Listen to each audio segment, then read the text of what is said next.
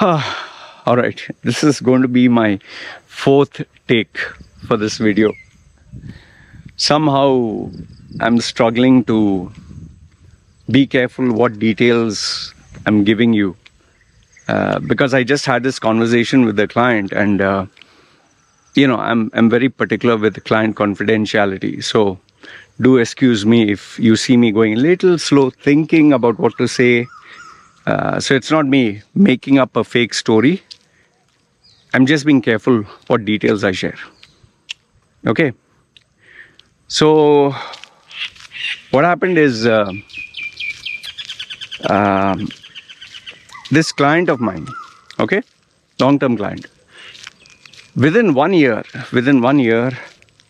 he's not only got a new job, he not only got double his salary, now they're negotiating for 4.5 times of what he was getting.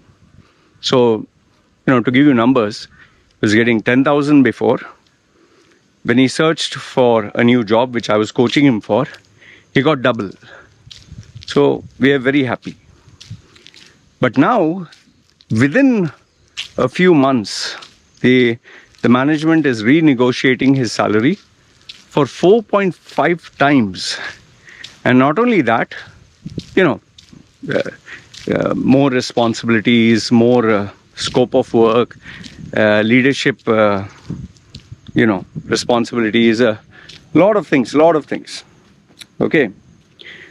And you have to sign a new contract and many other things are there.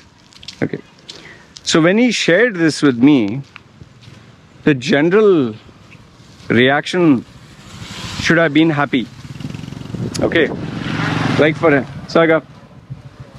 example, let's assume, I think my delivery guy, something? No, I thought he was going to share something. Okay, so what I was telling you is,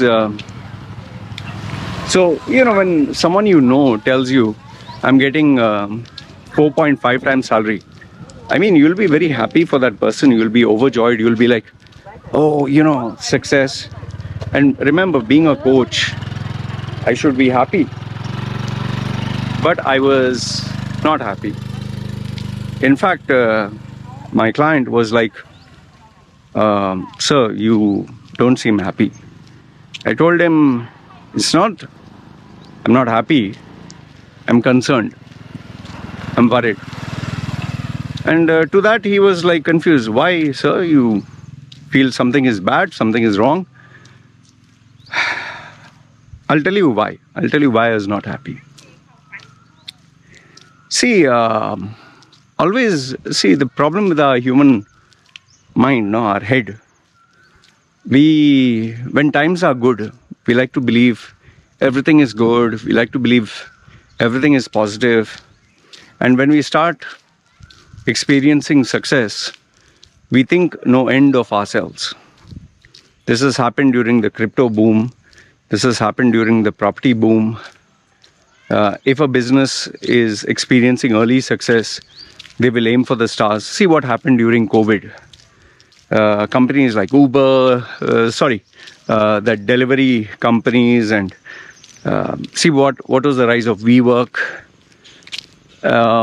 Zoom, see the value of their stock, because they all thought we are going to work from home from now on, and Zoom shares climbed up like mad.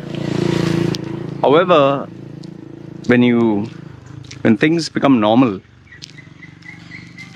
all that hype, all that overvalue crashes. Okay, and this we saw during the various boom cycles. Like when crypto was booming, how many cryptocurrencies, how many so-called meme coins and NFTs, and you remember that guy purchased that painting for what, 65 million, just a screenshot. Stupid, right? But yeah, people like to believe their own bullshit, and it'll go to you're just butthurt. And okay, so now what my client is going through is something that is not normal. I mean, Is it a normal story that you listen to that within less than a few months, someone got from 10,000 to 20,000 and now they're getting 45,000? So when my client saw that I was not happy or I was concerned, he was like, sir, so like, do you want me to refuse? I said, no, I'm not telling you reject or refuse the offer. But what you need to understand is, it's not, all that glitters is not gold, like this, So don't think that there are no risks. When there are big rewards, there are equally big risks. So then he asked me, sir, what are the risks? What is the issue? What is bothering you? And this is what I told him. I'll just give you a nutshell. The first thing I told him is, see, when you move into a salary bracket that is higher, expectations are higher, responsibilities are much more higher, performance index is way too high, you are expected to do a lot more. And I also told him this, and if you do not perform, then your job is in trouble. And generally, companies, very rarely if ever, they demote a person. If they feel you're not appropriate, they will terminate you. Now, when you climb from where you are to the next position, this position becomes vacant. So they'll fill up someone there. So like musical chairs, when you leave your chair and go to the next one, you have to move forward. You can't come back. So someone else has taken your chair and now you have to target the next one. But if you don't get the next one, then you lost that chair and you lost the previous chair. I said, that is the issue that I see. So if you go to the new chair, yes, you have succeeded. But now, can you sustain? Can you survive? Can you deliver? Can you meet expectations? Or have you bitten off more than you can chew? So I told him that is my first concern. The second one is, see, there is no such thing as free money or easy money or, oh, they like me. And in business, there is no free lunch. If they give you something, man, they will expect more out of you. See, whenever a company pays you a salary of, let's say, 1, they will look for a return on investment for 100. So now if they're going to 4x or 4.5 times x your income, you're going to 4.5 times into 100 expectations, right? And like I told you, consistency, every day you're expected to perform. But then comes the biggest and the biggest headache of them all, the one that he is not mentally prepared for. And I told him it is office politics.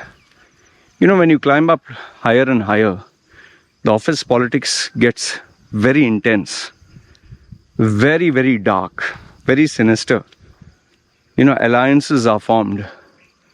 People will, you'll be on the radar. They will be constantly looking at you, observing you, waiting for you to make one mistake. And the higher you are, the greater joy people take in bringing you down. And I told him, you're going to have now the same people who were your admirers or your friends. They'll be jealous. They will not be happy. Because the question will be, why the fuck did he get? Why not me? Why is he getting 4.5 times? Instead, they could have just given all of us a small increase. We all would have worked harder. That mentality is there. Why you're giving everything to him? Why not a little bit to us?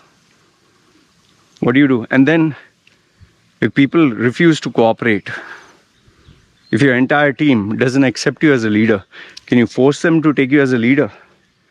Do you think a company will replace a team of 10 people just for one? And you're also a newbie. You've not been in the company for very long. So if there are people who are seasoned veterans, who have been there for very many years, do you think they're going to keep quiet? I told him, for all that you know, they might actually work out a plan to want you to fail. They'll secretly not want to, or maybe openly, they'll not cooperate with you. They'll make life miserable. They'll be rude. They'll be obnoxious. They'll say, yes, I'll do it, but they'll not do it. What do you do? And then you can't go to the management and say, sir, they're not cooperating with me. The management will say, then, I don't think you're fit for the job, man. What do you do? So I shared all these realities with him, and he himself got very scared, afraid, tensed. And he asked me, sir, in that case, should I say no? I said, no, I didn't tell you to say no. We have to accept new challenges. We have to rise to the occasion. We have to aim higher. Okay? You don't run away from responsibilities, because I told him, this opportunity comes only once in a lifetime. Maybe this is all that there is. And I told him that there are only two possibilities. One is either you succeed or fail. If you succeed, you have achieved something which, I told him, this is the first time in my life, of my 20 plus years of coaching, one guy, he got 4.5 times increase in less than a year. Unbelievable. Or you will fail. And if you fail, two things can happen. Either you will be demoted back, or you might lose your job entirely. But either case, I told him, I leave the decision in your hands. Okay, I want you to make the final decision, because it's your life, your responsibility. But if you ask me, if I were, if you wanted my sincere advice, or if I was in your place, I would grab it by the horns. I would say, yes, I'll take up the challenge and I'll work hard towards it. And then I said, we need to slog it out as, mentor-mentee relationship, where we have to take it to another level. And I told him, everything has to change. Your habits, your manners, your friend circle, where you stay, what you drive, what you eat, how you look. But more than all these gimmicks which are external is, end of the day, the work also matters. Because you will be a corporate brand, you will be representing the company at a leadership level, and you can't afford to make failures. When you are a lower level guy, mistakes can be tolerated. High level, no. So this is what I told him, and he told me, sir, I never thought you would say this. Had I told this to anybody else, they would have congratulated me and said, party, let's enjoy. But you really think deep. I said, yeah, that's why you pay me money. That's why I'm your mentor.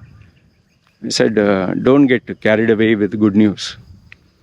Sometimes when something is too good to be true, you have to be a little cautious. So anyway, this is what I suggested him and told him. You let me know your thoughts. What do you think? Do you think I'm right? Do you think I'm wrong? Do you think I'm being overly pessimistic? Or is this a smart way of looking at things? So yeah. Anyway, end of the day, I always believe one step at a time. One step. And yes, when opportunities knock on the door, you have to be ready to take it. After all, why are you working otherwise? To earn more money, right? Alright? You guys take care. Let me know your thoughts in the comments below. And feel free to ask me any questions if you have. You guys take care. It's me signing off. Ciao.